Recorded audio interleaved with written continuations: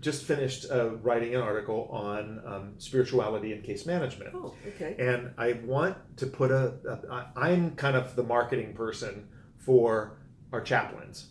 All right. Because when we offer our patients and families the opportunity to have a chaplain visit, they often think last rites, the priest is coming, right. things like that.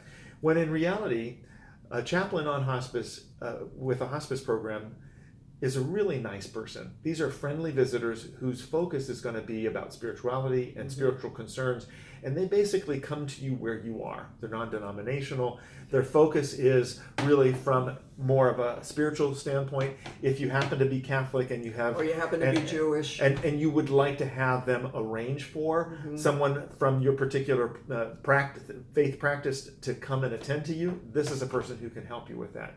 But the reality is that at this stage of life, people need to know there's an opportunity to have a conversation about stuff like this. And so that automatically not putting your hand up and saying, no, I wouldn't like that. I'd like you to consider that. I think that it's very important for people to have the chaplains involved. Absolutely, Michael, because I mean, I'll tell you what, if you're so inclined, do a sweat lodge. I mean, it doesn't really matter. It's your choice. It's what makes you feel good, what will help you. Not mama dragging in something from your childhood. I mean, that doesn't necessarily work.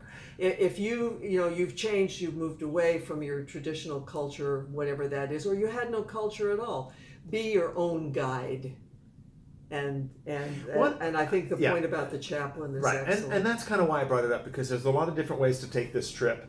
And I think that it's important for you to have every possible person on the boat with you. Right. And because these are people who will come.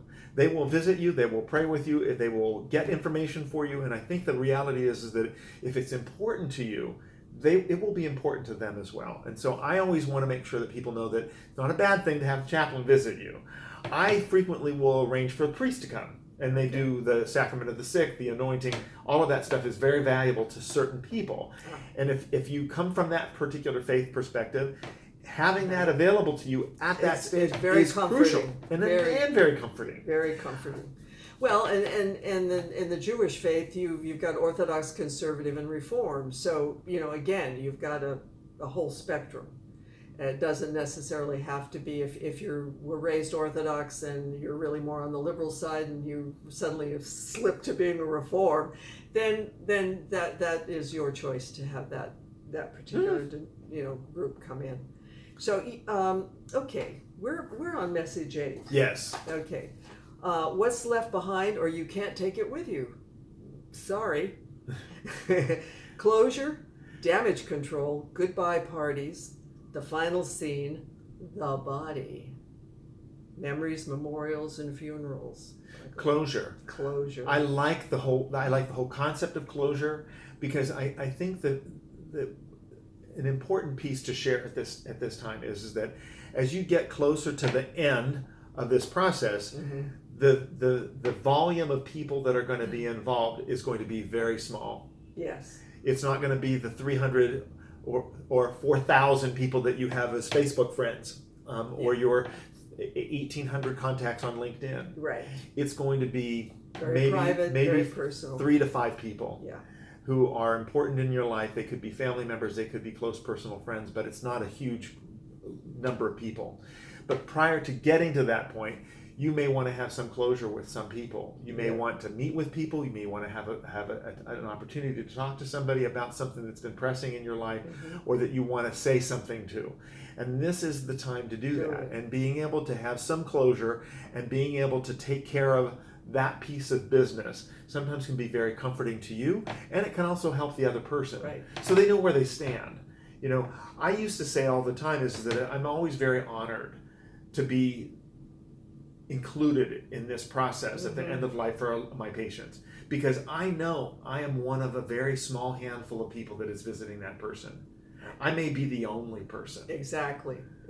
You may be the only lifeline left. Even if they can't visit, maybe it's a telephone. But yes, it's extremely, extremely important. And I don't think we can overemphasize that, Michael, that you're literally down to a handful. Yeah. And it doesn't matter your age. Mm-hmm. So, and it's a good time to, when we say closure, sometimes it's not always, sweetness and light and hugs and kisses. Sometimes it's anger, disappointments. I mean, it can be all over the place. And again, you need to be allowed to express it, and the person back needs to be allowed to hear it and say it and tell you they're pissed. Yeah. Sometimes it's just cleanup. It's cleanup, and this is a difficult thing for people to do. I'm not suggesting that this is simple, No. because a lot of times people get to the end and there's just no time left. Yeah. But the reality is that if you've been doing your process, if you've been doing your work, and you really have gotten to the point where, you know what, I'd like to see my friend Gail. Right. I'd like to interact with Gail and see how she's doing and tell her how much I love her and care about her. Mm-hmm. That is the time to do it, because That's right. you may not have another chance. And say thank you. Mm-hmm. Say thank you for the friendship. Say thank you for the love. Yeah. It's very important. One of the things that we've seen and experienced a number of times is a goodbye party. Oh. and we've got some examples Some classics. of that. We've got Yeah, classics. A lot of times people, they know that there's going to be a wake or some event, a memorial service or something like that after they've died. Or they've set it up that way that there's going to be something happen after their death. Sometimes people don't want to wait until then. No, they want it before. They want to hear what you have Right. to say.